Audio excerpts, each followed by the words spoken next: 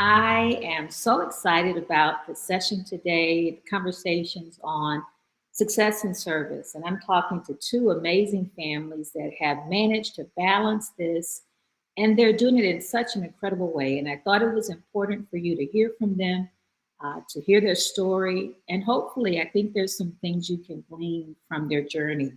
And as a family, you can take and apply those same principles in your own family as you advance in career and so forth, but also as you advance your own agendas around what it means to leave and build a legacy. And first, I have with me Kofi Appenteng and his beautiful daughter, Felicia Appenteng. Hi, Kofi and Felicia. Hi. Hi. Wonderful to see you, Crystal. Great to be here. Oh, great. So happy to have both of you. Felicia, thank you for sharing your father with me. I'm so grateful I can bug him whenever I need to ask a hard question. Me too. Right? And he always has the best answers. So, first of all, where are you today? Tell us where are you today? Beautiful fireplace. Yeah, so we live in Connecticut, and Felicia normally lives in Harlem, New York, but because of the pandemic, where the silver lining is we get to see more of Felicia up here. Wonderful. So that's been a lot of family time, and that's part of what has been the what has helped me think through this conversation. What I think is important because families everywhere are starting to spend a lot of time together, and I thought it's a great opportunity to think about how we can build legacy. So I'd like to start with just a simple question. Why is service and success mutually important to you? I think for me, until you found purpose, then I just don't think you feel like you're being successful. So for me, service and purpose give one an opportunity to find that balance where when you wake up every morning, you're really looking forward to rolling up your sleeves and engaging with work. So I haven't really thought of them in a separate way. I think purpose and service with a pathway to success. I love that, how you not thought of them as being separate, right? So you thought of them as being one and the same. What about you, Felicia? So I would echo that. And so I would say that to me, there's only one world that we all live in. And if you think of these things as being separate, and if you think, okay, so let me focus, kind of phase one of my life is focused on making money. And then when I'm older and, successful, then I'll start to give back. Probably when you think about the way that systems are shaped, you're probably going to be compounding things that you're going to want to fix later in life. So if you look at those things as really being tied together, you're going to have a much more meaningful, I think, a life experience. Love that. So your father's work around service is how we connected through AAI. And I remember, Kofi, you may remember saying this, but we were having breakfast and you said something that stuck out to me. You talked about the role that the civil rights movement has played in helping immigrants when they come to this country, particular African people. And I was so struck by that because most people don't make the connection. And so from that, I've noticed a lot of your work has been centered around connecting the diaspora. Do you want to tell us a little bit why you think that's so important? Just for me personally, this was all happening when I was very young. And it made me think about the United States as a place where there were possibilities that I could not imagine where I was. And I happened to be a student in school in the UK, near London. And And despite many of the terrible things we would see and hear about the treatment of Black people in the US, there were so many examples that were inspirational, that were coming from or were inspired by much of the important work that was being done here, and just made me much more optimistic about coming here to be part of a bigger community than I could be where I was in the UK. So for me, it kind of defined America for me as kind of the one place I knew of where the possibilities, the energy were really inspiring. I love that. And so Felicia has picked up your baton, right? She's watched you model this commitment. And I watch what she's doing now at IE University. So Felicia, why is this important to you beyond seeing your dad do it? But what inspired you? Yeah, I mean, certainly, my father is always my role model and also thought partner for all of my big ideas when they work well. Good partner and role model. Yeah, I mean, so I would just sort of say very simply that one of the biggest myths that we work to disrupt at the Africa Center at IE is this myth that Africa is a mystery, right? Whereas the reality is that Africa, both as a place and as a people, have been shaping the modern world as it currently exists today. And the truth of that complexity and that conversation and that contribution is just so much richer than acting as though some ideas that are great only come from one part of the world and only look like one type of person. That the actual truth of innovation is just so much more exciting when you look at it from that perspective. And as someone who, was raised mostly in the US, but has spent most of my adult life working in Europe, it has been, I think, a blessing for me to feel of nowhere and everywhere at the same time. I think it can give you a sense of empathy if you do it right. And so I recall when I was in Kenya for the first time for the AI conference. Was that 2017? Do you remember when that was? It's either 16 or 17, but you're the one with a good memory. Okay, so one of those 2 years. And what was to me was that when when I got there, I did some of my own exploring. But just in the same way, when I go to Ghana and I was told, welcome home, I was told welcome home in Kenya immediately. What a wonderful way to, experience a really diverse continent that was. Wow. So what's been, I'm certain that there are a list of things that have been rewarding about this work, right? But what stands out for both of you? Either of you can go first, but what's been so rewarding? And it's hard work. This is not easy work, right? So what's been rewarding? What's keeping you going? I think, you're right that there are so many different things that have been rewarding. Mm-hmm. I think one of them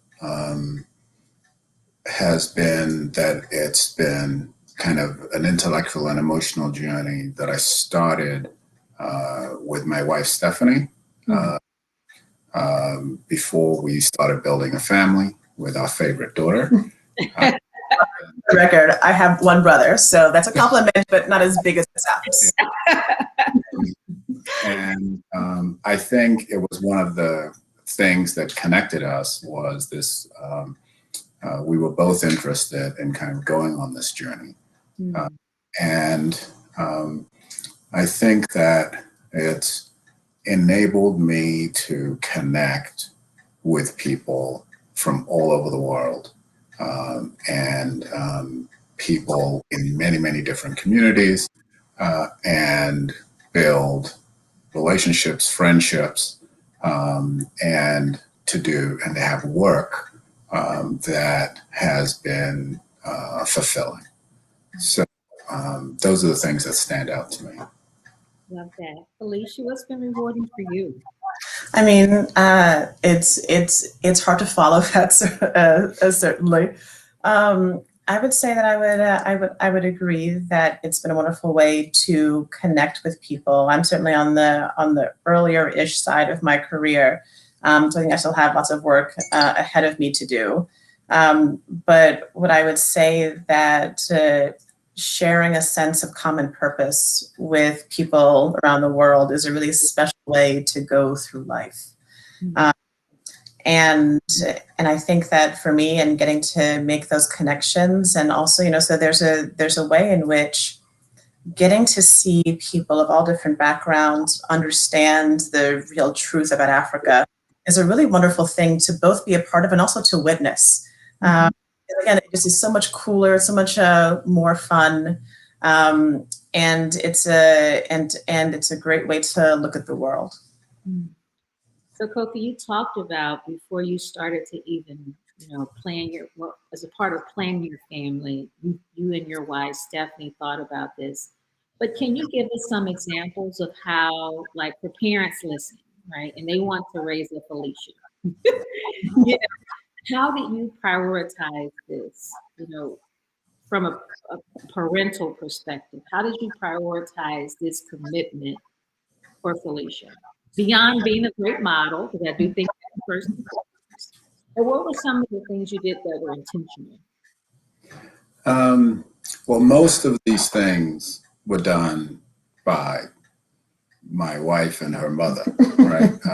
And I think especially early on in Felicia's life, many of the best ideas came from Stephanie. So Stephanie always wanted Felicia to have at least another language that she was fluent in. Always wanted to make sure that we included Felicia in as much travel as possible, and that we had a lot of conversation about what we were seeing in the world, and had it in a way where she was part of it, and then just allowing her to kind of navigate her own path.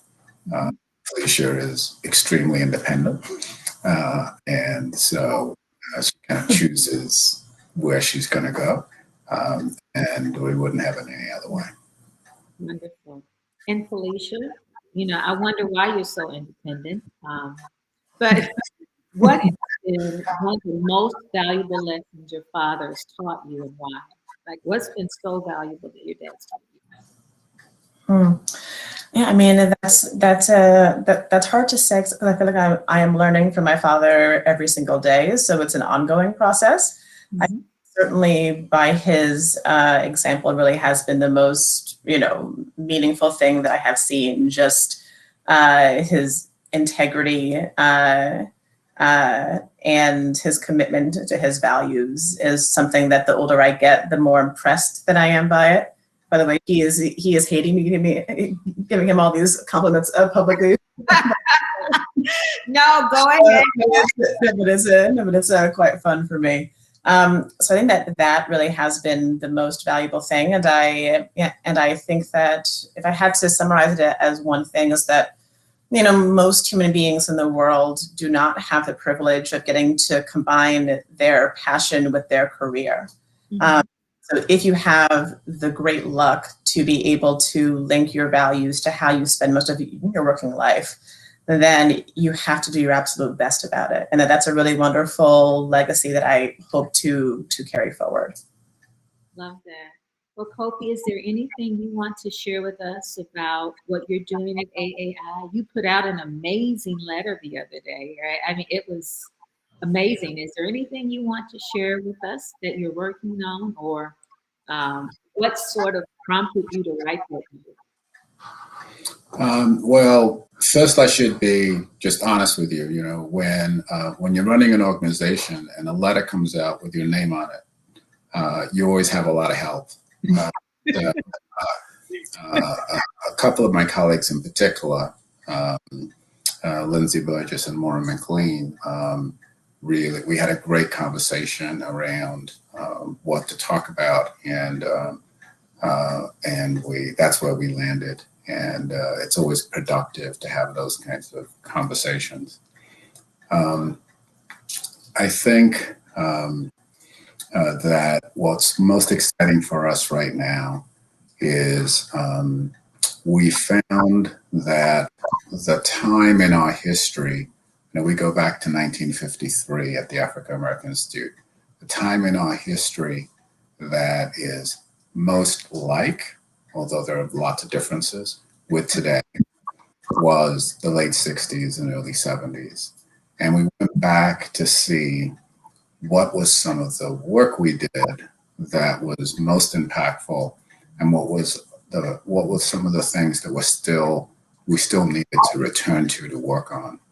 And the thing that really stood out the most for us was our school services program, where we focused on K through 12, and we had a couple of things that we really emphasized. One was that it was harmful to all children, but especially Black children, to introduce Africa to them only in the context of domination by colonial powers or of slavery. That if how they learned that they were Black, that was a bad thing for them especially, but also wasn't a great way for others to learn about Africa and African descendants. So we've really re-engaged with that work, and this is going to be a multi-year effort that we're going to make to really try to address that. I think that's the kind of the most important thing we think we can do to help all children, but especially Black children, kind of potential. I love that. I love that. And Felicia, you're working on something also. You want to tell us a little bit about what you're working on? Yeah, thank you so much. The thing that takes up most of my days and nights these days is that we have just launched a new program called Gurus and Griots at the center. And really the goal of that program is to integrate all of the wonderful innovations and inventions and perspective of Africans and of Afro descendants into the core of the IE experience. So really, essentially, it is set up to be an academic accelerator. So we're going to find academics, practitioners from the US, from the continent, who can come and can co-create really exciting digital materials with us that will allow us to give our students a really wonderful and accurate idea of what Black excellence looks like. Mm-hmm, mm-hmm. I hear a theme with both you and your father, that representation matters. And I want to say thank you for all the work you do to connect us. And I know there are probably days that it feels like, is it moving anything forward? Is it making a difference? I think that it is, and I'm so honored to be on this journey with you. Anything you want to share in closing? I mean, why don't you close? But I mean, this is something that you should do. I'm just really happy to have this conversation with you, Crystal, and with Felicia. I think this is a wonderful idea you have to have this series, and look forward to supporting and participating on this journey with you. Wonderful. I would just sort of add to that. One of the beautiful things that I have experienced in my life as I have gotten older is that so much of the work that both of my parents did to make me understand and appreciate the beauty of Africa was really very much hand done. That they sort of really created those things for me, and it is just really wonderful to see all these wonderful new groups and partnerships that are propping up that can give this and that same kind of experience to other people. So I am thrilled to be a part of it. Always nice to speak with my father about something we both care about, and it feels wonderful to be a part of a movement that's this important. Oh, thank you so much. So sending you virtual hugs and kisses. And give Yeah. my best to Stephanie and Felicia to your brother. And we will see you very soon. Thank you so much. Thank you, Crystal. Thank you. Take care. Bye-bye. Bye. See you soon. Wow, beautiful. So I hope parents heard things that they can take away. I would say values, being a great role model, and understanding the power of representation. Excellent. So next up, we have the Ambassador Michael and Miss Mattie Lawson. You want to come on up? Yay! There they are. How are you? We are well. We are well. Absolutely. Yay! It's so Amazing, the session with Kofi and Stephanie. How amazing. Should I say, I'm always thinking about her mom, Felicia. This has been just amazing, Crystal. Thank you so much. Oh no, and thank you for waking up early and adding the 1,000th other thing to your schedule, right? Because I know the two of you never stop, and I think about the pandemic. I'm like, I think they've gotten busier. So thank you so much for joining us. And so I think you're amazing. I want the whole world to know who you are. I absolutely adore you and your sons and your granddaughter. But I think today I really want to focus on something that's so important in our community. It's something that both of you do naturally. And, let's talk a little bit. Let's start here. At what point in your career when you started making money and doing well, you knew that you needed to give back? What period was that in your life?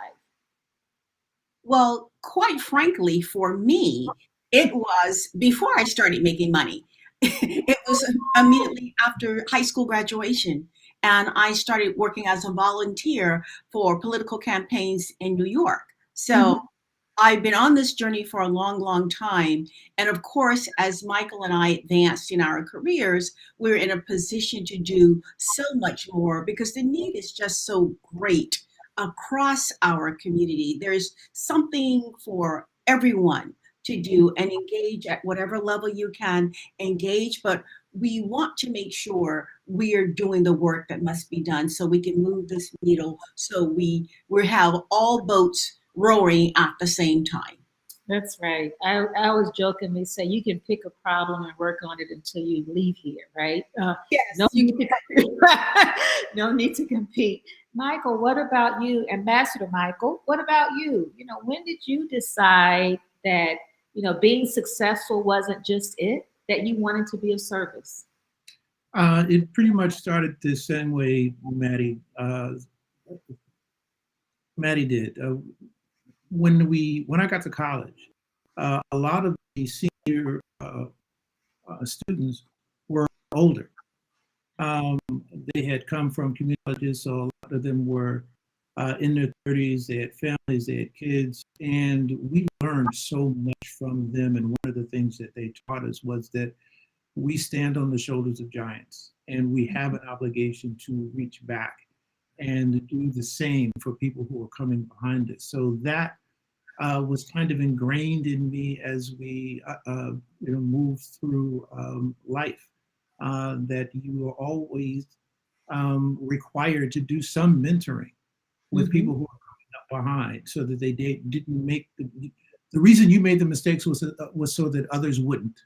And so it was from the beginning a part of what we knew we had to do as service to the people that had done it for us. I love it because you all have such big hearts, right? And you are always opening your home, your hearts to help others. And I think it's so important. But today, I want you to tell us why that's been rewarding. I think people see you in action, right? But they never know, when you go home and you sit back and you reflect, why is this so rewarding? Why is it rewarding, man? I want to start with you. It's rewarding because you're doing it for the right reasons. you're focusing on a cause greater than self.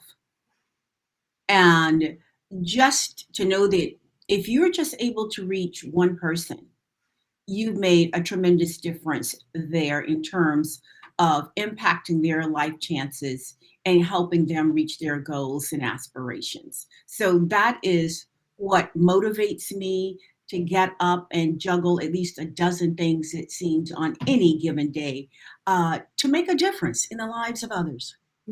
Just a dozen? I think more than a dozen, Mattie, right? I think more than a dozen. You're being modest, right? And sometimes I don't count, because if I start counting, I wouldn't wake up in the morning. It would just be too overwhelming. Like, there's no way you're going to ever get all of this done. So you just get up and you do the work because you know it's making a difference. That's right. That's right. Okay, Michael, what about you? You know, what's rewarding for you? The reward is the blessing that comes from helping others. Mm-hmm. It's just that simple. Mm-hmm. To see a person that you mentor excel it just warms our heart, and knowing that they are doing the same thing for someone else, there's no feeling like it. There's no feeling like it. And knowing that other people did this for us. People fought and died for us, and we owe this to them, and the only way we can pay them back is to pay it forward. I love that.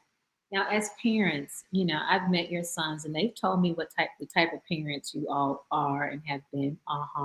So, you know, it was good stuff. I'm not going to blast them, but tell me, you know, what was important for you to instill in your sons? So you modeled this for them, but what did you want your sons to know? For me, I wanted Michael and Jonathan to know that it was expected of them to give back. And they have watched us throughout the years, and they don't necessarily have to model what we have done, but they clearly needed to start on the path of creating their own legacy, Mm-hmm.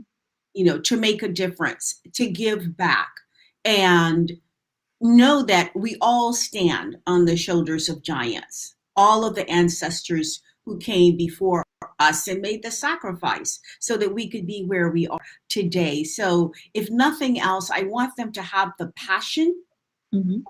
to do this work, to give back, and know that they are also making a difference the same way we have led in our lives with respect to giving back.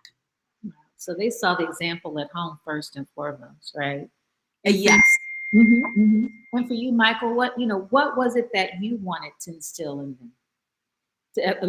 Successful businessmen, of course, to be great providers, right, for their families. But beyond that, what was it that you wanted to instill in your sons?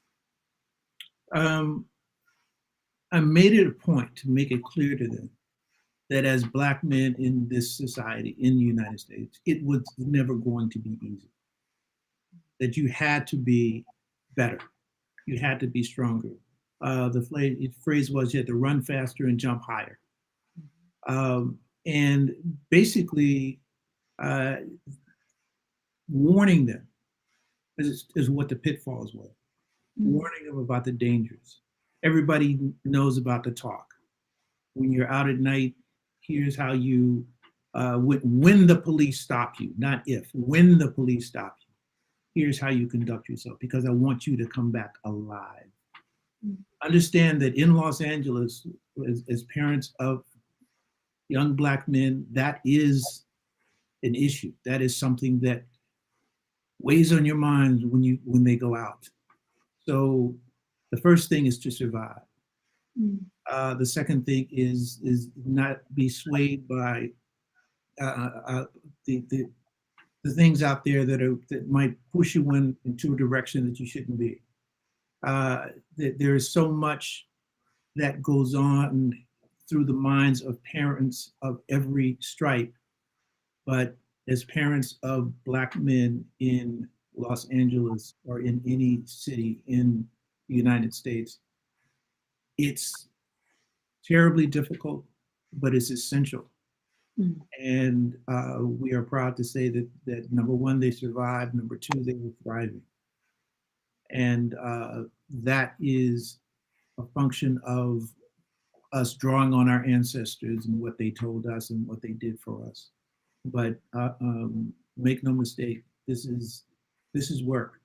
It Mm-hmm. is work, but It it is. is absolutely work. It is indeed work. Now, as parents, and so right now we're talking to families. The end of Black History Month. People have been together more due to the pandemic. They've been together probably more than they usually would. And I'm trying to find positive things out of this moment, like everyone. And I think it's a great moment to reflect and think about legacy. So, as parents, what would you say to parents that are in the process or starting to have these conversations with their kids about family legacy, right? What's some advice you would give them? I would I would suggest that you start where you are because sometimes we overthink it.